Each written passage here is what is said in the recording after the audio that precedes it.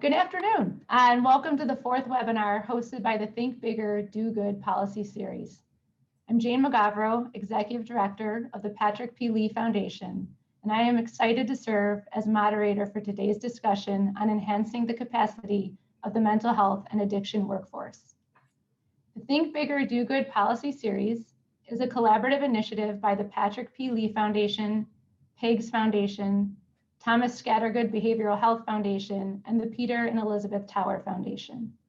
Our goal is to help solve the growing behavioral health needs in our country by advancing public policy to transform the delivery of mental health and substance use disorder services. There are over 20 papers in the series covering a range of topics, including peer supports, criminal justice reform, and housing. And we have a team of national experts helping us to identify the most pressing policy issues at the local, state, and federal levels. To learn more about the policy series, visit thinkbiggerdogood.org. In addition to the funding partners, I would like to thank Psychiatric Services for publishing our papers and helping raise awareness of these policy issues. I would also like to extend a special thanks to Allie Ferguson of the Scattergood Foundation, who serves as project manager for this series. Before I introduce our speakers, I want to cover a few housekeeping items. First, today's webinar is being recorded. All participants are muted, so we invite you to share your comments and questions in the Q&A feature on your screen. We will be monitoring the questions throughout the event, and we'll try to cover as many as possible. At the conclusion of the webinar, we will email a recording of the presentation along with resources from the discussion and the related articles. So now let me introduce our two incredible speakers. First, we have Anita Burgos, a neuroscientist and senior policy analyst for Bipartisan Policy Center, a DC-based think tank that fosters bipartisanship by combining ideas from both parties to promote health, security, and opportunity for all Americans. At BPC, Anita focuses on mental health, health integration, and substance use disorders. She recently wrapped up a project that developed policy recommendations for improving physical and mental health care integration. And I believe Anita will share more about this project later on. Anita also has a personal connection to the work. She is the caregiver for a family member living with a mental health condition. Thanks for being here, Anita. Next, we have Ben Miller, the Chief Strategy Officer for Wellbeing Trust, a national foundation committed to advancing the mental, social, and spiritual health of the nation. In his role, Ben helps lead strategy and design work for all the foundation's investments, ensuring that each investment aligns to impact on their mission. Ben has written and published extensively on integrated healthcare, health policy, and the need to address specific health policy and payment barriers for successful integration. Earlier this year, Ben launched a weekly newsletter on mental health where he brings his own fresh take to timely and critical issues. His most recent post was about Wilt Chamberlain's free throws and our current approach to mental health. It is definitely worth checking out. Ben, we're really glad to have you with us today too. So this is a big topic, and I think we should just jump right in. I think we can all agree that we need more clinicians, and we need them everywhere. To date, most policy solutions have focused on the supply of our workforce. How many clinicians do we have, and where are they located? In your paper, you describe both a problem and a new framework for the workforce. Anita, why don't you get us started? Can you define the problem in a bit more detail for us? Yeah, of course. Thank you all for being here, and thank you for putting this wonderful event on. So I'm not going to say anything that people don't already know, but I think it's important to sort of place this work with a little bit more context. So COVID has increased the need for mental health and substance use disorder services in this country. Anxiety and/or depression symptoms in adults have nearly quadrupled since the pandemic began. 1 in 10 adults has started or increased substance use since the pandemic began. And now we're seeing that over 90,000 people have died of drug overdose in the past year. These numbers are staggering. And these increases have been, especially when it comes to the increases in anxiety and depression and increase in substance use, these have disproportionately affected Black and Latino communities, essential workers, and caregivers. The system was not equipped to deal with this issue before the pandemic, and our health system is not equipped to deal with the increasing mental health and substance use disorder needs that we have.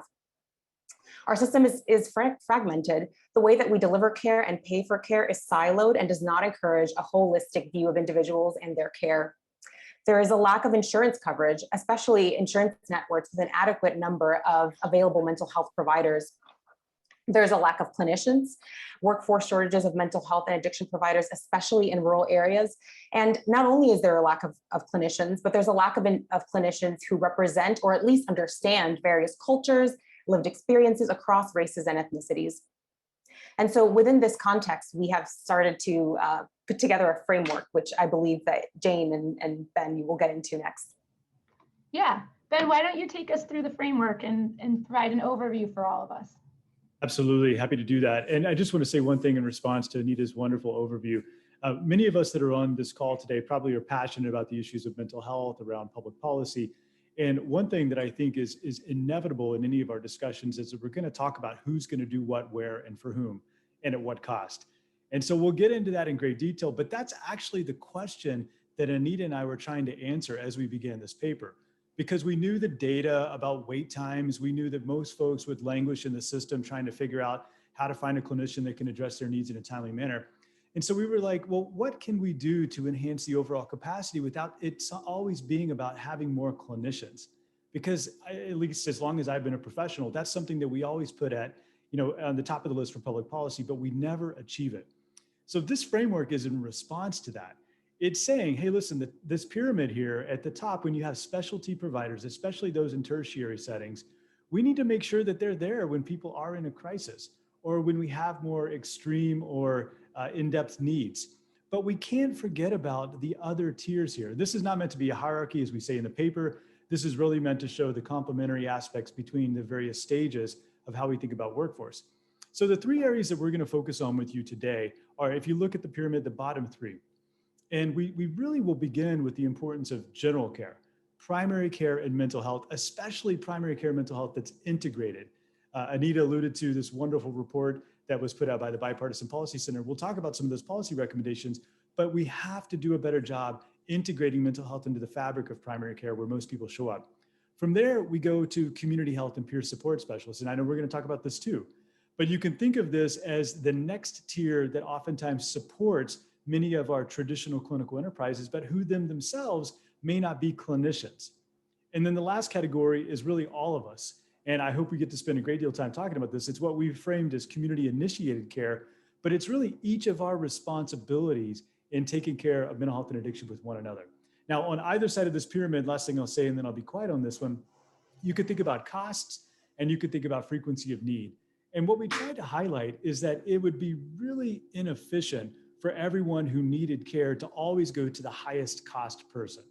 Now, in the United States, we trend towards that just because I think we assume that it's better care. But in reality, if you look at the data, we know that a lot of the services that are much more upstream, especially those in community, are lower cost and higher value for many of the people that are actually seeking care. So I encourage all of you to take a look at the paper and definitely take a look at this framework because we do believe it changes the conversation around workforce. Thanks, Ben. That was really helpful. Why don't we take a closer look at each of the things that you guys suggest in the paper, the three recommendations. Let's start with the first one, which is shifting mental health and addiction services to primary care. Anita, do you want to take us through this one? Yeah, happy to. So BPC released a report a few weeks ago with the generous support of the Wellbeing Trust that really pitches integrated care as a workforce shortage solution. And so, and this is really in line with this paper as well, and reframing how we use our current mental health and addiction workforce. So the premise of the paper is that we can support, if we can support primary care to manage more mild to moderate conditions, many providers are already doing this, by the way. These individuals are showing up at their door with mental health and addiction issues. But if we can support primary care and handling these issues better, then we can free up some of the specialty mental health and addiction providers to handle, as Ben was saying, those more complex cases, those more high need cases. And so the report makes almost 50 recommendations around payment reform, workforce shortages, how to address workforce shortages, and how to improve the use of technology and telehealth in integrated settings. And so our policy the policy recommendations in the report that BPC took out are really consistent with some of the policy considerations that we include in this paper. So I'll quickly go over some of those. So one of the things that we say in this paper is that there needs to be we need to define what integrated care is, define the core services that one should expect. So we have expectations aligned between providers, between individuals seeking care and payers, right? What is integrated care? What should you expect when you walk into the office? The second thing that we get into is expanding integrated care opportunities for current and future workforce. And so things like continuing education opportunities. So how do we ensure that the workforce is getting the training that they need to deliver this integrated care, right? So by integrated care, I mean primary care working together with mental health and addiction specialists in a team-based, patient-centered manner.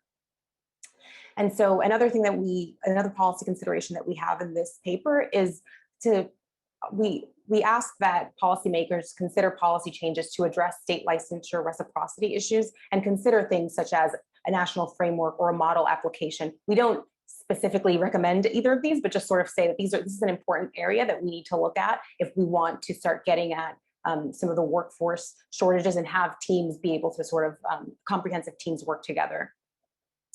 Next, we talk about reforming our current payment mechanisms. The way that, as I mentioned at the beginning, the way that we pay for care is not aligned with integrated care, is not aligned with holistic care, and we're paying providers in silos. We really need to ensure that there's more flexibility with payment, that the payment is really supporting this integrated care, and that it's supporting the startup costs that are associated with delivering integrated care. And so for more very detailed, concrete policy recommendations, you can check out BPC's report. And although those recommendations are federally focused, we think there are lots of ideas that could be adapted to states as well to advance integration. Thanks, Anita. Ben, is there anything you wanted to add? I just have to, because most of my adult life, I've spent trying to either clinically deliver care, research, or change policy in support of integrated primary care, as Anita so eloquently described. And I know most folks on this call probably understand the importance of primary care, but really the reason that we started with this in our framework is because for most people in our communities, their interaction with the health system begins in primary care. My mentor always taught me that primary care was first, foremost, and fundamental. It was the first place that usually a person encountered the health system. It was foremost because that relationship that you establish, oftentimes you carry it with you throughout your experience in the rest of healthcare, and fundamental in that it becomes the grounding for everything else moving forward. So why not better integrate mental health into that place? 1996, at the time it was the Institute of Medicine, now the National Academies, put out this seminal report that had a section in it, a chapter in it, on primary care, specifically around mental health. And it was authored by my mentor and friend at the University of Colorado Department of Family Medicine, Frank Degree. And Dr. Degree said very clearly that mental health and primary care are inseparable, and any attempts to separate the two leads to inferior care. So we've known this for, seemingly almost 3 decades now, and we're still putting out some important recommendations like the BPC report that Anita mentioned. But we highlight this as a starting place because we know that a lot of the healthcare interactions, especially the mental health ones, are going to begin in that primary care space. So I'll stop on that.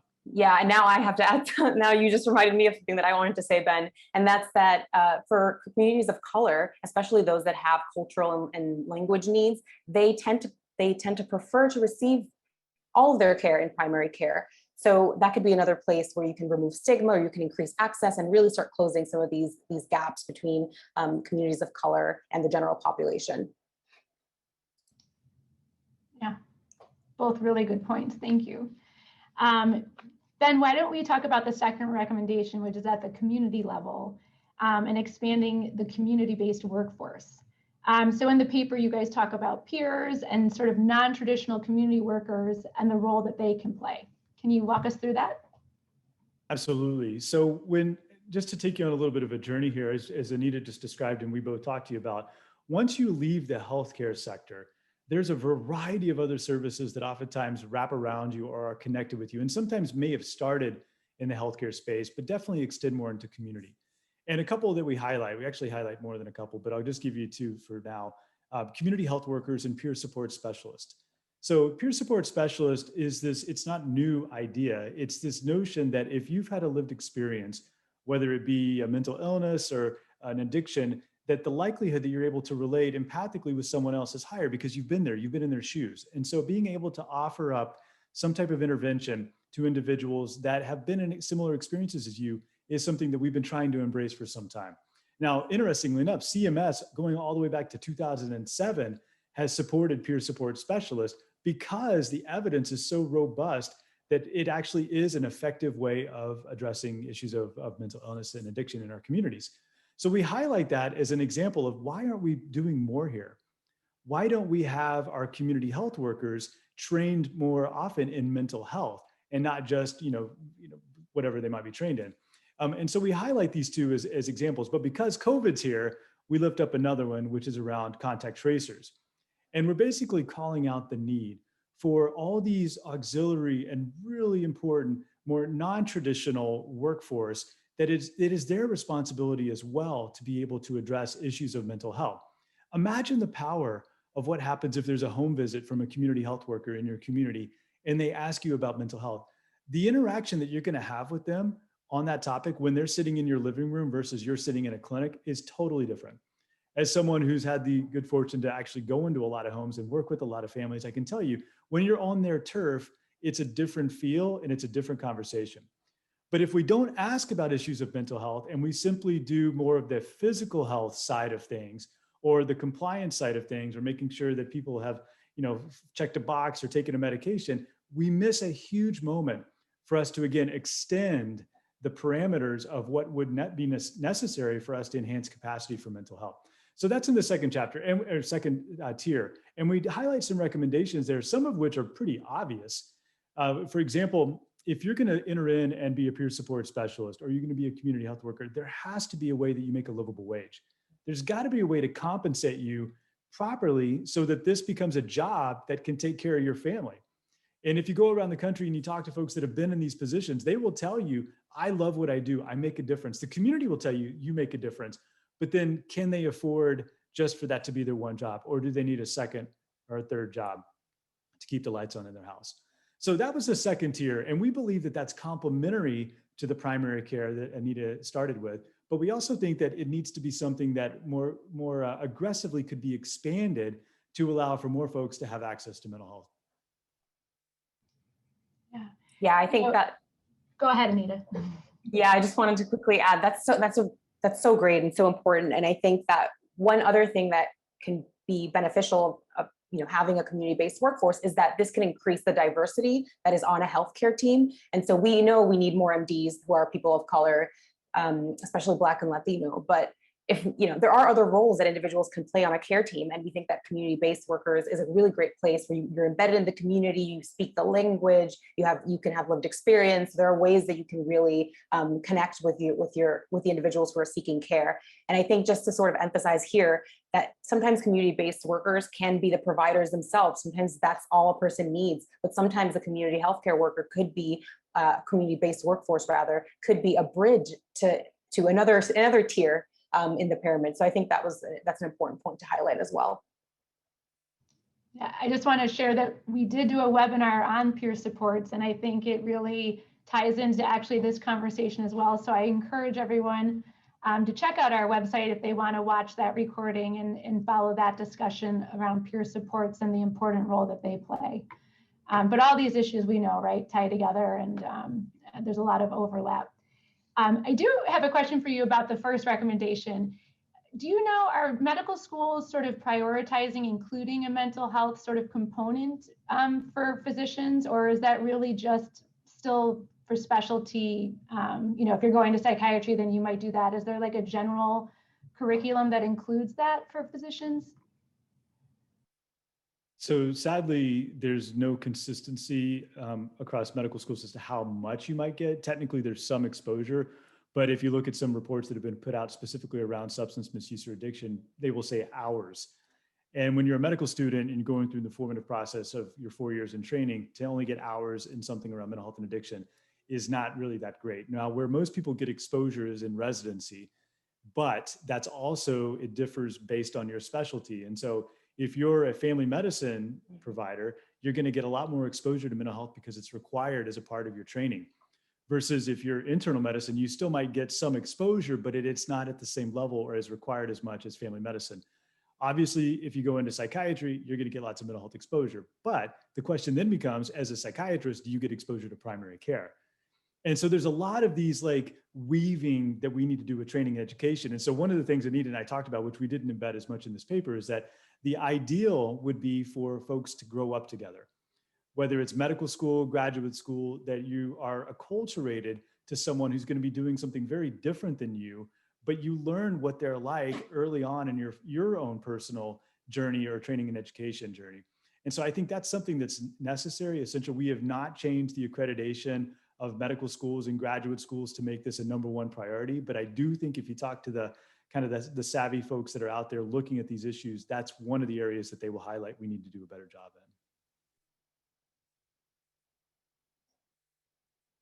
in. Anita, did you want to add anything or? No, I think that's right. And I think as Ben was talking, I realized that this, another barrier that I've heard just through my research is that kind of cultural barriers, but like within specific specialties. So having them sort of be trained together could really break down some of those cultural barriers that can exist between different types of providers.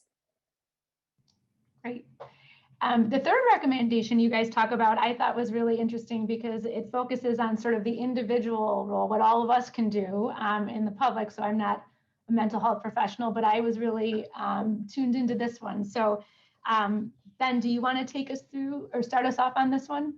Yeah, absolutely. And so this third tier, which is what we call community-initiated care for the paper, I personally believe is the most radical and almost foundational idea for redesigning or enhancing capacity for mental health.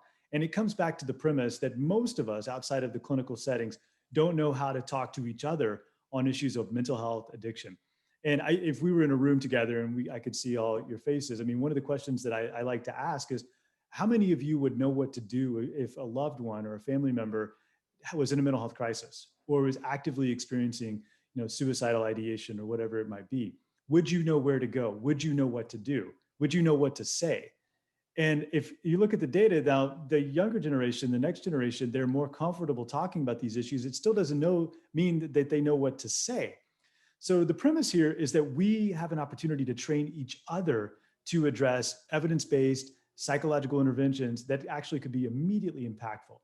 And the cool thing about this is there's just a huge amount of literature that already exists. It just exists in other parts of the world, not so much the United States. Now we have some in the US, pilots and examples of this here and there, but we don't necessarily we haven't applied some of those models here in the US. And so the literature or the World Health Organization would call this task sharing. And it's the sharing of tasks that are traditionally operated in a clinical setting, but now done so in a community by each of us. So when we talk about individual, it's really the role, the responsibility that all of us have to one another. And I believe of all the things that's the most robust seed that we can plant in the soil. It's going to become a huge oak tree one day, but it's one that's going to take time because we are up against a predominant culture in our current society where it's very provider driven. Can you be even a little more specific? So do you have courses that you would recommend people take or certain activities that could help us all be that better citizen for our community? Absolutely. Forgive me. Yes, absolutely. So one of the things that we are embracing as a foundation, which I encourage any other folks out there that are interested, is we've partnered with folks at Harvard Medical School who have been leading this work internationally around the task sharing. And we're creating an operational plan for how to scale that up here in the United States. That means you have to have obvious things like curriculum. You've got to have organizational infrastructure or neighborhood or community-based infrastructure, groups that are going to be responsible for the training and helping folks adhere to whatever the training might be. You're going to have policy change or some type of financial mechanism so that there is a way to fund these type of initiatives within our communities. So the literature can teach you things like, well, here's the protocolized intervention for depression. But what we're trying to do is to really raise up a model of care that allows us to do actual interventions, not just raise awareness, not just say, here's what depression is, and here's how, what the 2 things you could say to someone who might be drinking too much. It's actually to do something that's evidence-based, what we call a low-level evidence-based intervention. Low level is the wrong term, but it actually is more of a intervention that each of us could take on. So that's in process. I wish I could give you more, but outside of the examples from other countries, that's kind of where we are here in the US, and we're working on it. Yeah, and I can jump in here. There's one sort of grassroots effort that we highlighted in the report called the Confess Project, and I love this idea. So this project specifically trains barbers and barbershops, especially in Black communities, of how to talk to their clients about mental health. Right, you guys are having a conversation. There's ways that you can sort of check in on the person whose hair you're cutting, to see how they're talking, how they're feeling, and also talk to them in non-triggering language. Just like they're trained in a whole sort of subset of how to discuss kind of touchy subjects. And I really love that, because I think that there are so many places in our communities that are very high traffic, right? Like we all have to cut our hair. Many of us go to religious institutions. There are sort of places in our restaurants. There are places where we go. And wouldn't it be great if, like, as you're having a conversation, if someone sort of divulges that they've been struggling with something, that you'd be able to equip them with some tools or sort of help them out, have a conversation together. And again, this is not a substitute. It's not a substitute for clinical care. This is just sort of raising the baseline, having us, not raising the baseline, but having a baseline that all of us can sort of address some of our mental health and addiction issues at a baseline level before having to seek other tiers of care. And for some, that might be enough. For others, they might need additional help. And one of the policy considerations that we have is ensuring that as a part of this process, that the people who are that individuals know what the next steps are, right? So let's say you have a conversation with someone and they're having suicidal thoughts, right? What are the next steps there? How do you tell the individual you're engaging with what to do next? And I think that is something we also need to consider. It's not just about talking about it, but sometimes action is needed as well. I know locally there's mental health first aid programs and also nationally, and so would that be something you would recommend someone participate in, just to sort of even get an awareness for themselves of what these sort of issues are, or when someone's in crisis, as Ben said, what would you do, and learning how to do that? Yeah, I mean, mental health first aid is a great example of something that we think is complementary here. What we're highlighting is that mental health first aid is a good start, but we actually want to take people to a different level of being able to intervene. And I think it's a compliment. And there's so much out there and so many great people doing good things. And our attempts here were to try and think about ways that we can go a little bit deeper on some of the issues that we are just now surfacing. And so going beyond some awareness and acutely knowing to go to the emergency department or 911, but to actually say, here's the 3 things that we can do today to help you, my friend, or my family, or whatever. And that just feels so different. And I got to say this one more time, because I'm so proud of these guys. But when Anita mentioned the barbershop group, we've been working really closely with the Confess Project, which we highlight. And Lorenzo Lewis, the CEO of Confess, will go into these barbershops and is able to have a different level of conversation, because this is Black men talking to Black men about mental health. And there's nothing more culturally appropriate than having someone that looks like you in your community, in a place that you trust, engaging in those type of conversations. Because what we do in healthcare, which I think is one of the most egregious missteps that we've made, is we've got this mantra of you need to come to me. And when it's all about you coming to me, coming out of your home, out of your community, and literally out of the place that you probably trust most, and coming into a clinic where you don't know many people, it's oftentimes very sterile. You have this, it doesn't feel the warmth necessarily of what happens when you're actually sitting in the barbershop. I was joking when we were prepping here, I don't have much hair to cut anymore, but my barber was the person who I look forward to talking to every 2 weeks about his family, about my family, about catching up. So the power of those interventions and trusted relationships within community can be what helps change the game here for mental health. Yeah, so I think you guys are right. You're talking about just totally viewing the workforce in a different place. And, I almost feel like workforce is the wrong name for it, just because you're really talking about a community approach at every level, not just a true, this is my paid profession. So we are getting some questions in, but I do have a couple that we had talked about.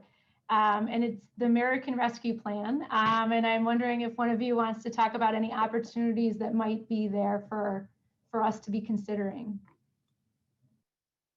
Yeah, I can get us started there. I think what's really great is that, something that has resulted from the pandemic is that there is now more awareness about mental health and addiction issues. I think a lot of us have struggled in the last year and have family members or have struggled ourselves. And so I think that there's an understanding that we need to do something about this. So I appreciate that in the American Rescue Plan, there was money that went towards mental health and there was money that went towards HRSA as well. And so two kind of opportunities that I'll highlight is that there was 50 million that went towards to deal with local behavioral health needs.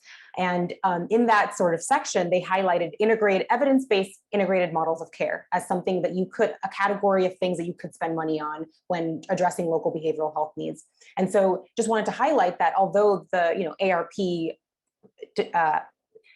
injected lots of money, like a good amount of money into mental health and workforce, there wasn't necessarily a big focus on integration. And so this was the only place that highlighted integration in a very long list of things. And so, what we're sort of asking or trying to lay out with this paper is that really to focus our money and our energy there, right? So we need to address both the issues that have come as a result of COVID-19, but also we need to make long-term structural changes in the way that we deliver care and the way that we think about the workforce. And so investing in things like integrated care really should be prioritized. And another thing I'll highlight is that $100 million went towards went to HRSA to help train the behavioral health workforce. And so that money, kind of with our framework in mind, you can start thinking about integrated, kind of what Ben was mentioning earlier, right? Making sure that when training is taking place of various different providers, that they sort of have exposure to each other and understand how, primary care understands how behavioral health will be delivered, and behavioral health will understand how primary care is delivered. So just asking that some of that money be sort of thought when the money is being spent, that it's sort of thought of through the lens of this framework that we're proposing today. Ben. Anything to add, Ben? I'm gonna get in trouble. That's Anita prodding me here to get in trouble. So Anita said it really well. I mean, if we look on paper at what the dollars are going towards, I think that there's a lot of reason to be optimistic.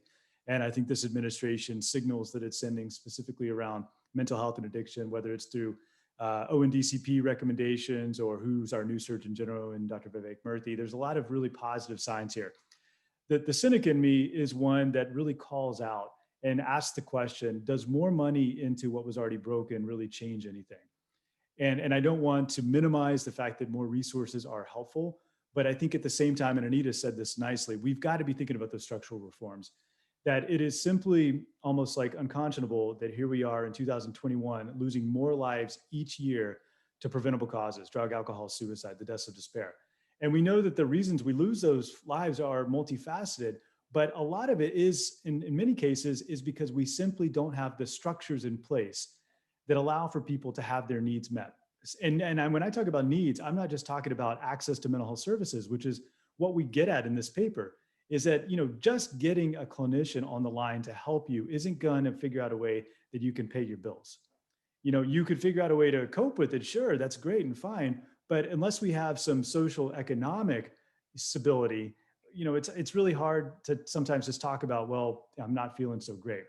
And we do those things really well as clinicians where we talk about them at the same time, but we've got to have deeper structural reform. So that means looking at our economic policy, tax policy. It means looking at ways that we take care of children and families and pregnant moms when they're going through their life course. It means that we have to be able to think much more differently about the fragmented policies that have been around for mental health for decades now.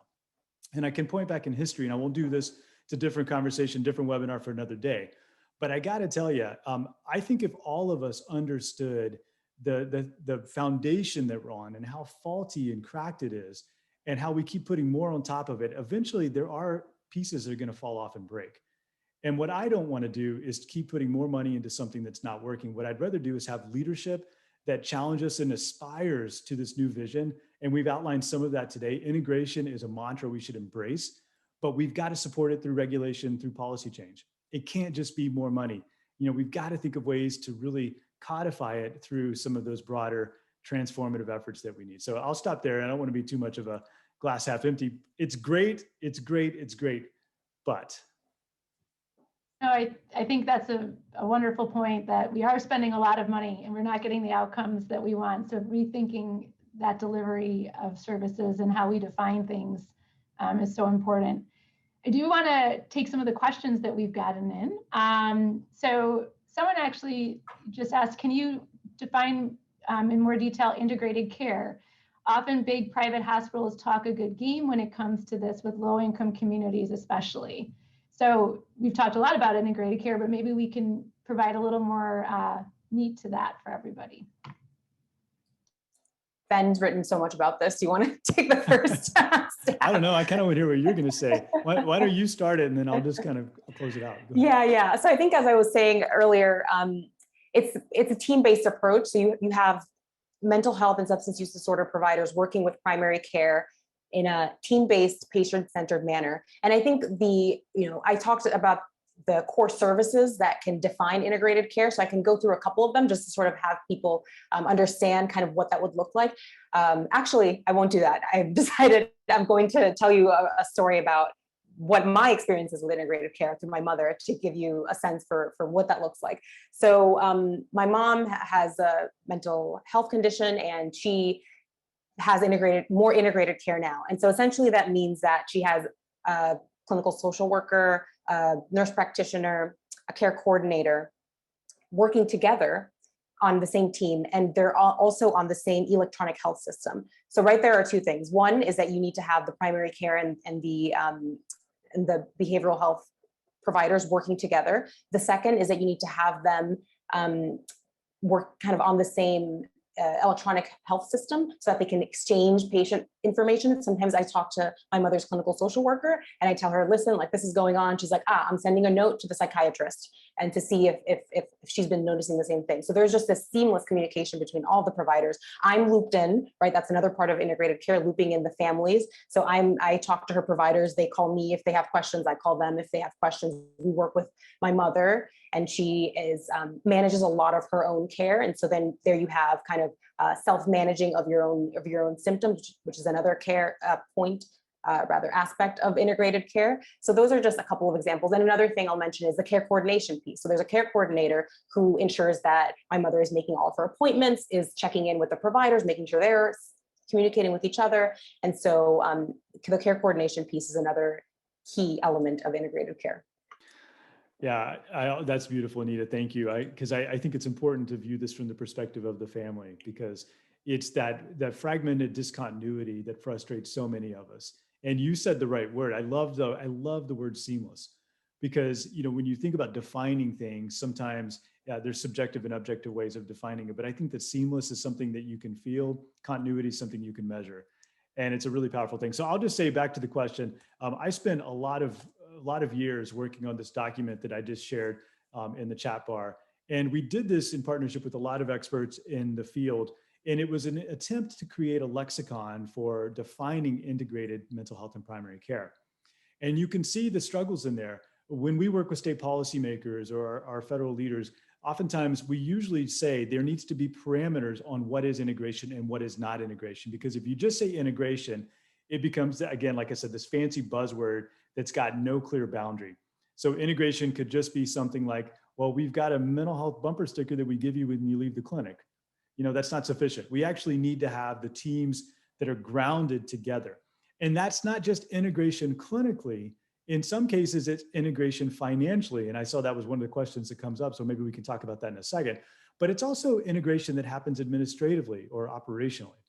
So it's really easy for us to get lost in this journey of integration by only focus on the clinical side if we don't pay attention to the other facets of it. So I would encourage folks to take a look at this document. In our document that Anita and I wrote, we do reference a lot of the other materials out there on integration.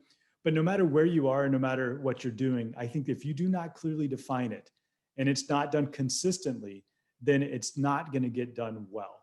And that's kind of my warning for those of you that are on this journey, because there's a lot of times that integration is a good word to use and just comes off and doesn't look as good as it in reality as it does on paper.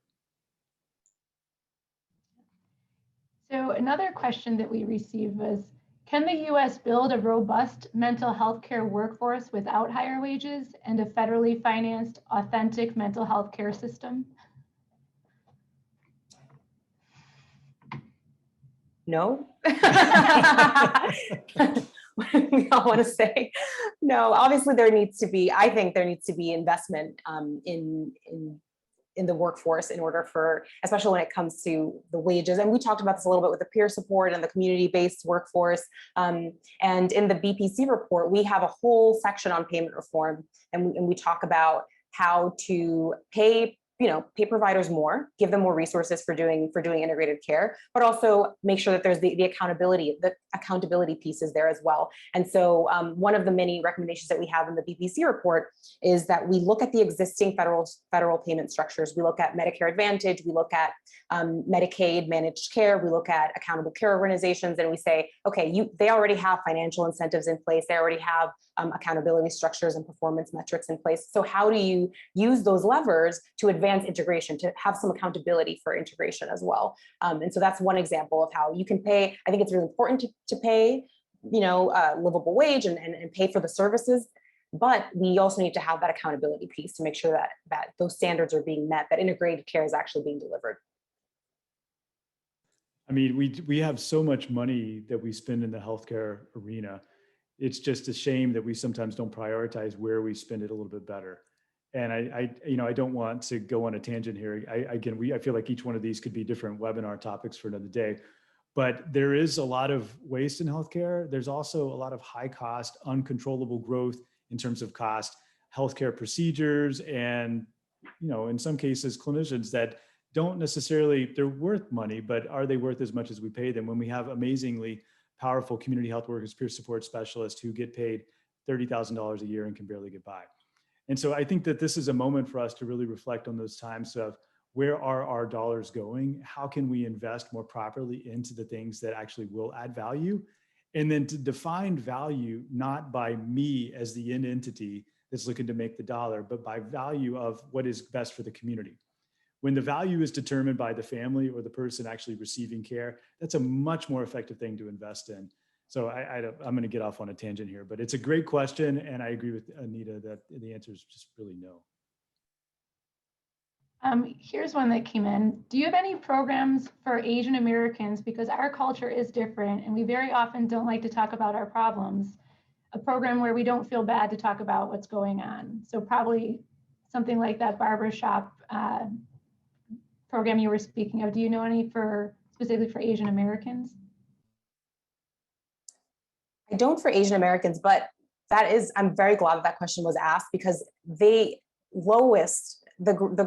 population, the group that has the lowest percentage of treatment is Asian American and Pacific Islander communities. And the treatment is already so low. So, people aren't getting enough services, but of all the groups, Asian Americans and Pacific Islanders are the biggest groups that are not receiving care. And we're not doing right by that community. And I think one thing else that sort of popped into my head, I don't know of any specific programs, but when I was doing my research on integrated care has been shown to help reduce treatment disparities. And there have been examples of, specifically in Asian American communities, where if you have embedded kind of language appropriate, it doesn't have to be that the doctor speaks the specific language, but if you have someone on the team, whether it's a peer, whether it's a social worker, someone who can sort of help bridge that gap, that language barrier, that can be really important, and has been shown to help reduce symptoms of mental health conditions.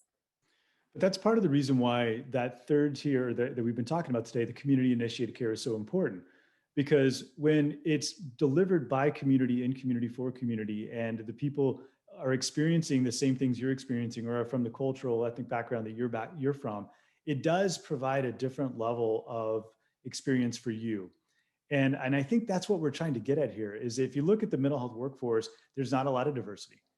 And that's a sad fact, especially in my profession of psychology. We don't have a tremendous amount of diversity. And so you're never going to be able to have enough clinicians that look just like you wherever you might be.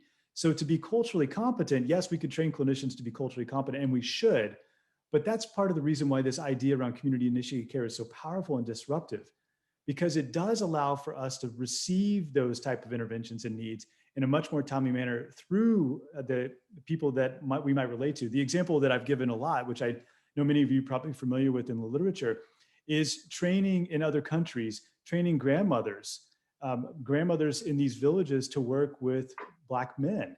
So the grandmothers or the matriarchs of the village would actually be the ones responsible for addressing, assessing, and intervening on these men who didn't want to talk about their issues, but because the matriarch is bringing it up and there's some power and influence there, there's an opportunity for there to have a much more effective intervention. I think there's thousands of examples like that, but if we don't go deeper into the communities and empower them to receive the type of training and interventional skills, and we only wait on the back of clinicians to either become more culturally aware, competent, or to look like the people they're trying to serve, we're going to just not necessarily meet this moment.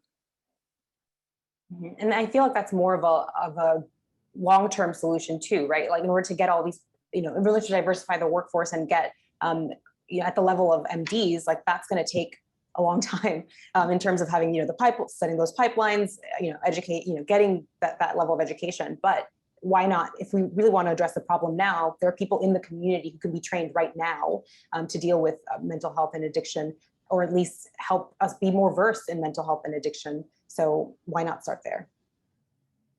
So sort of a question that came up about that. Are you concerned that task sharing could become a half measure in lieu of advocacy and movement needed to create a robust community mental health system? Absolutely not. And here's the reason why. Because in the mental health advocacy space, we do a really good job of mobilizing the converted, the people that already know that mental health is an issue. When you democratize the knowledge around mental health and you embrace models like task sharing, where each of us now understand the power of mental health, we've organized a new constituency. And to me, that is much more effective because we have a whole lot more people that can go and knock on the doors, make the phone calls, push the action alert, share buttons to get to our members of Congress or to get to our local officials. In my opinion, the mental health community has not organized itself beyond those who have already raised their hand and say, well, we already know this is an issue. There's a whole bunch of folks out there who do not know mental health is their issue. By embracing the community-initiated care, there we go, then we are actually then increasing the number of folks who now know that mental health is indeed there. So I think it's the exact opposite effect than the question implies. Yeah, and I think as we mentioned, it's all of the above, right? So it's not that we're saying that we need to only have care now at the level of community-initiated care. It's that we need to have this, and we need to have integrated care, and we need to have community-based care, and we need more clinicians, and we need them to be more diverse. So it's all of the above. So we hadn't talked about this, but I'm curious, with telehealth becoming so prevalent with COVID restrictions, certainly in New York State, we were maybe a little further behind than some other states that had embraced the telehealth. How can that sort of help with these workforce shortages, and sort of what are the concerns if we rely, maybe if we go too far into the telehealth, are there concerns around that? Yeah, I think so after the report, after the VPC report, we've been talking to congressional staff and the administration, and telehealth is front of mind. So it's definitely something that policymakers are thinking about.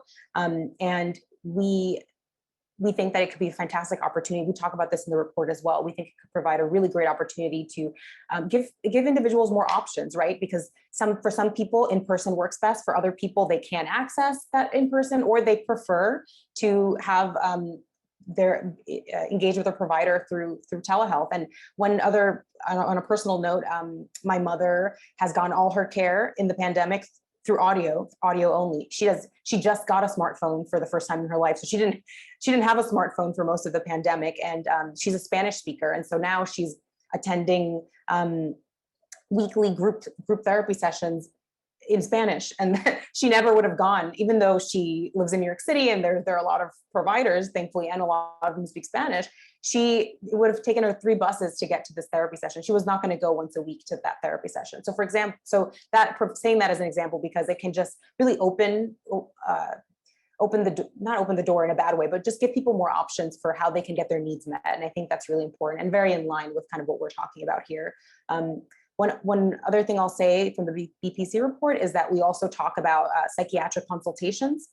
So having it, let's say a primary care provider can't have a mental health or addiction specialist in their office, there are ways that you can work with that person virtually. So that's another really great opportunity as well.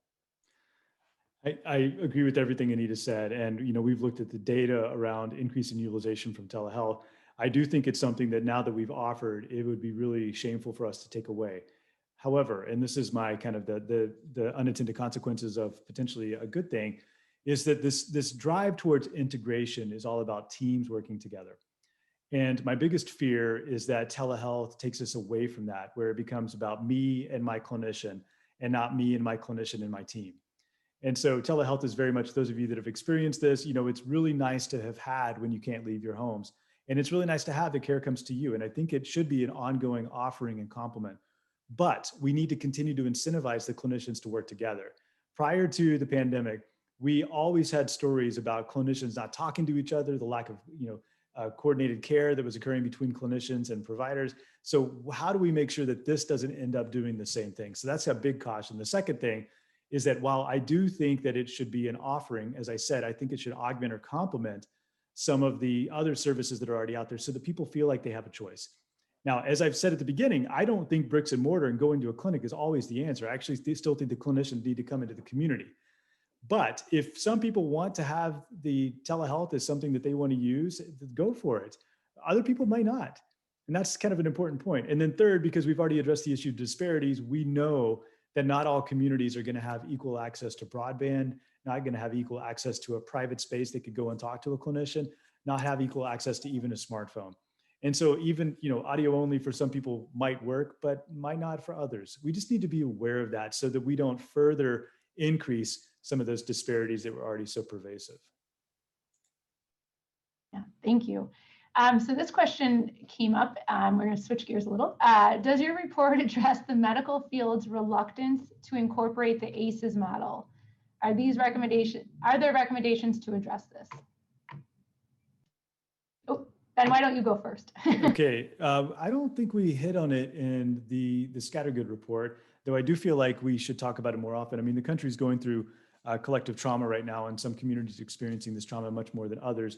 Adverse community, adverse childhood experiences, whatever your favorite C is to use for adverse and experience, like it's a big deal. And we should be doing more screening because we know the long-term impacts of children's exposure to trauma and ACEs.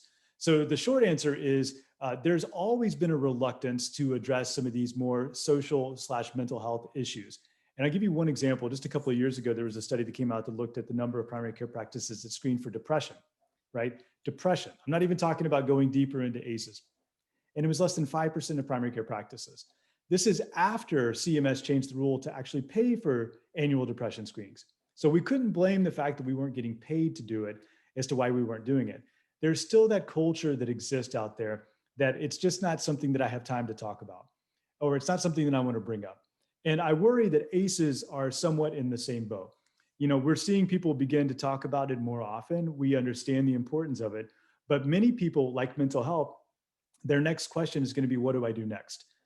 We did a report, we were a part of a group that did a report in California that was talking about beyond screening for ACEs. And it actually went to that next level of you've screened, now how do you connect the child, the family into that, the healthcare system or whatever those next services might be. So I think the reluctance is driven primarily by culture, by discomfort, by lack of training, and frankly, by not necessarily always having an easy next step for that child or that family to go to.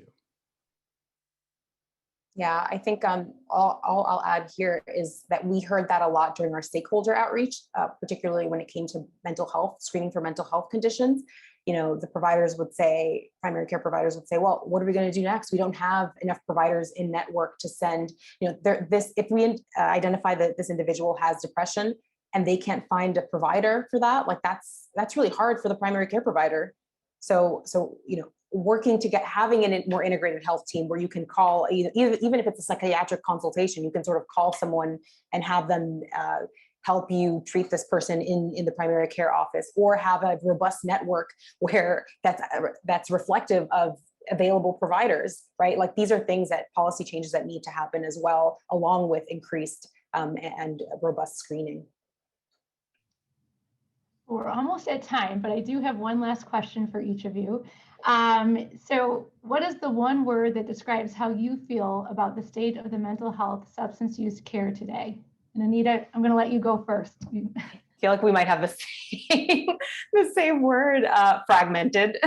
Definitely very fragmented. And I think that's what we've been trying to talk about today. And that's a really important thing that BPC has been focusing on as well. We really need to integrate systems better, both mental health and mental health addiction and primary care, but also kind of across different tiers as we've been talking about today. Well, that's my favorite word to use, but I'll give another one. I think stuck. I think we're stuck.